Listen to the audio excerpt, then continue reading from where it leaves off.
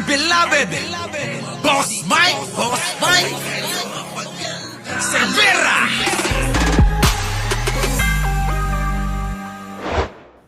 Nung pong isang araw na nagsalita si Senator Amy at pinatigil nga ng Iglesia ni Cristo yung pong rally dahil hindi naman yung parte ng usapan.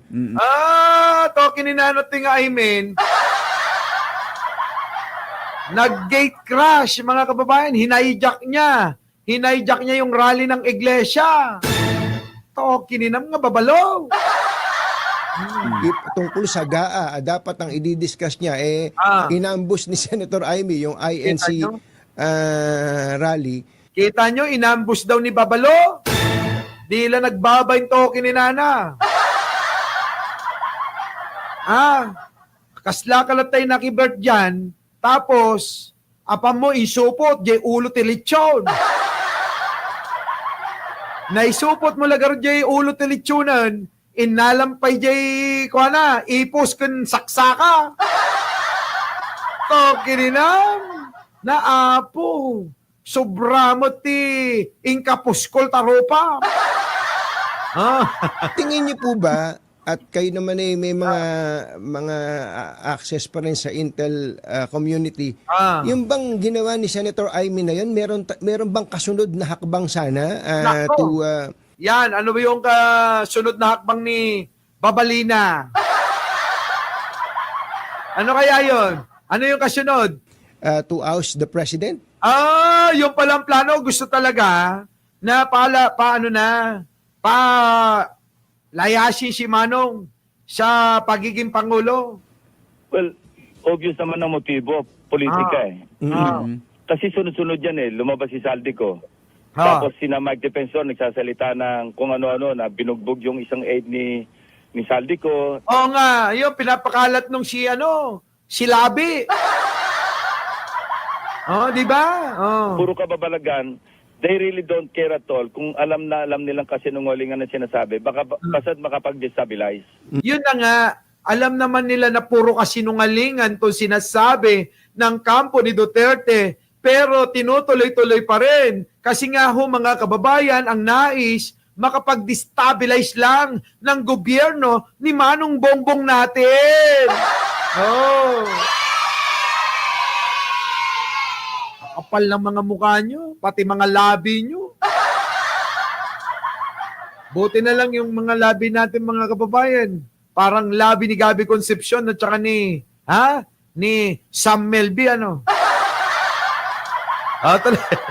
talaga.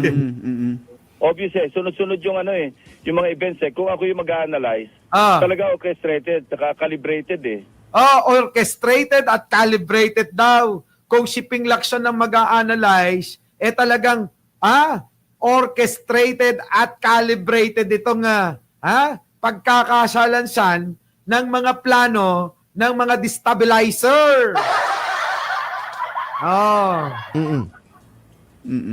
So in other words, nung oras na yon, when she was speaking before a mammoth crowd,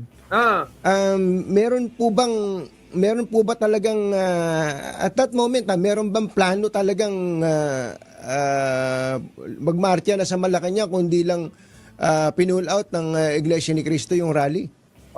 Kita nyo? Kung hindi lang daw pinull out yung rally at tumutugma sa sinasabi ko sa inyo to. Leonora Brown, denggam nga unay. Alicia Duran, denggam nga unay. Kung hindi daw, totoo daw ba, na kung hindi daw pinatigil ng pamunuan ng Iglesia ni Cristo, eto pong rally sa INC, ay may plano ba na magmarcha papuntang Malacanang? Ayan sinasabi na di ba? Yan, mga kababayan, sinasabi ko sa inyo. Di ba nga si Sarah nakapag-ready na ng kanyang yung karamihan ng mga didis, kahit yung maliit na mukhang gasolitong direktor, yung direktor na kinusuhan ni Vic Soto,